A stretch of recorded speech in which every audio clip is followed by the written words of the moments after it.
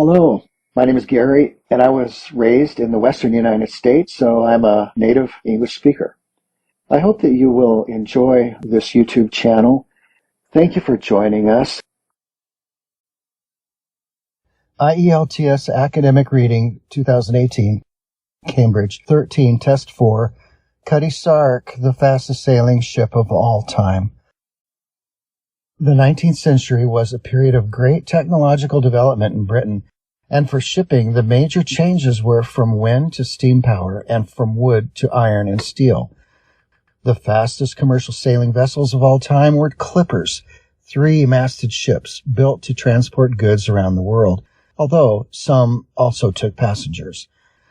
From the 1840s until 1869, when the Suez Canal opened and steam propulsion was replacing sail, clippers dominated world trade. Although many were built, only one has survived more or less intact, Cutty Sark, now on display in Greenwich, southeast London. Cutty Sark's unusual name comes from the poem Tam O'Shanter by the Scottish poet Robert Burns. Tam, a farmer, is chased by a witch called Nanny, who is wearing a Cutty Sark, an old Scottish name for a short nightdress. The witch is depicted in Cutty Sark's figurehead, the carving of a woman typically at the front of old sailing ships. In legend and in Burns' poem, witches cannot cross water, so this was a rather strange choice of name for a ship. Cutty Sark was built in Dumbarton, Scotland in 1869 for a shipping company owned by John Willis. To carry out construction, Willis chose a new shipbuilding firm, Scott and Linton, and ensured that the contract with them put him in a very strong position. In the end, the firm was forced out of business and the ship was finished by a competitor. Willis's company was active in the tea trade between China and Britain, where speed could bring ship owners both profits and prestige. So Cutty Sark was designed to make the journey more quickly than any other ship. On her maiden voyage, in 1870, she set sail from London, carrying large amounts of goods to China. She returned laden with tea, making the journey back to London in 4 months. However, Cutty Sark never lived up to the high expectations of her owner as a result of bad winds and various misfortunes. On one occasion, in 1872, the ship and a rival clipper, Thermopylae, left port in China on the same day. Crossing the Indian Ocean, Cutty Sark gained a lead of over 400 miles, but then her rudder was severely damaged in stormy seas, making her impossible to steer.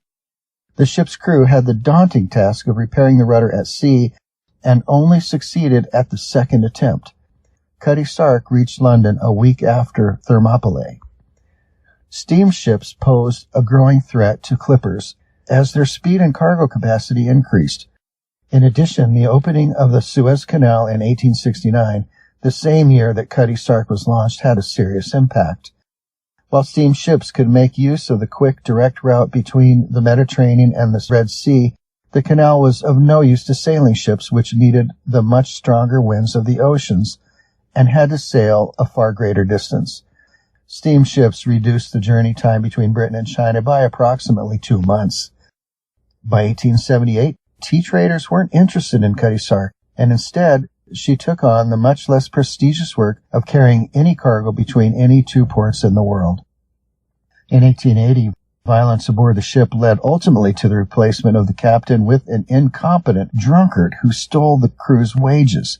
He was suspended from service and a new captain appointed. This marked a turnaround and the beginning of the most successful period in Cutty Sark's working life, transporting wool from Australia to Britain. One such journey took just under 12 weeks, beating every other ship sailing that year by around a month. The ship's next captain, Richard Woodgate, was an excellent navigator who got the best out of both his ship and his crew. As a sailing ship, Cutty Sark depended on the strong trade winds of the southern hemisphere, and Woodgate took her further south than any previous captain, bringing her dangerously close to icebergs off the southern tip of South America. His gamble paid off, though, and the ship was the fastest vessel in the wool trade for 10 years. As the competition from steamships increased in the 1890s and Cutty Sark approached the end of her life expectancy, she became less profitable. She was sold to a Portuguese firm, which renamed her Ferreira. In the next 25 years, she again carried miscellaneous cargoes around the world. Badly damaged in a gale in 1922, she was put into Falmouth Harbor in southwest England for repairs. Wilfred Dowman, a retired sea captain who owned a training vessel, recognized her and tried to buy her, but without success. She returned to Portugal and was sold to another Portuguese company. Dowman was determined, however, and offered a high price. This was accepted, and the ship returned to Falmouth the following year and had her original name restored. Dowman used Cutty Sark as a training ship, and she continued in this role after his death. When she was no longer required, in 1954, she was transferred to dry dock at Greenwich to go on public display. The ship suffered from fire in 2007 and again less seriously in 2014, but now Cutty Sark attracts 250,000 visitors a year.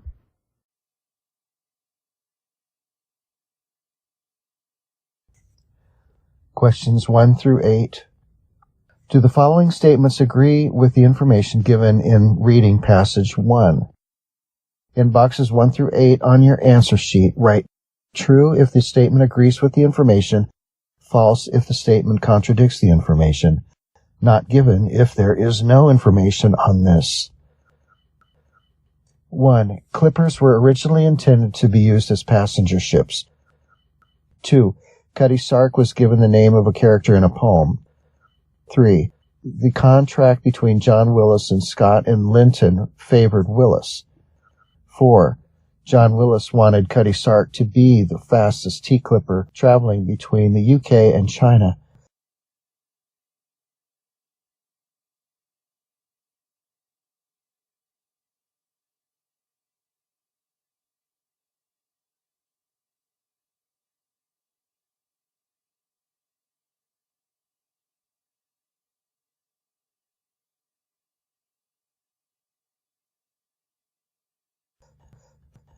Five.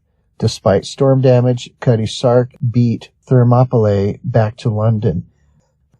6. The opening of the Suez Canal meant that steamships could travel between Britain and China faster than clippers. 7. Steamships sometimes used the ocean route to travel between London and China. 8. Captain Woodget put Cutty Sark at risk of hitting an iceberg.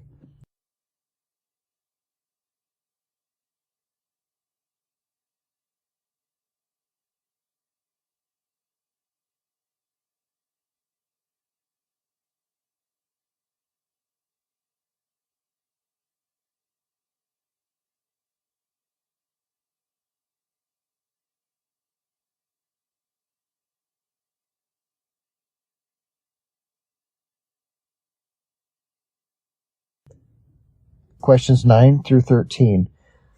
Complete the sentences below. Choose one word only from the passage for each answer. Write your answers in boxes 9 through 13 on your answer sheet.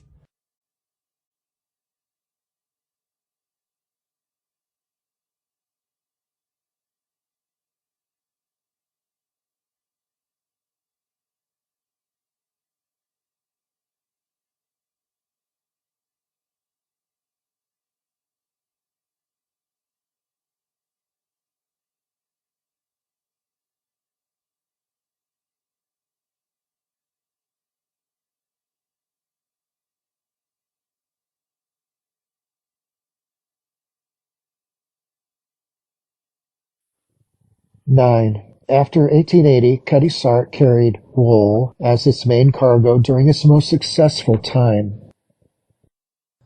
10. As a captain and navigator, Woodget was very skilled. 11. Ferreira went to Falmouth to repair damage that a gale had caused. 12.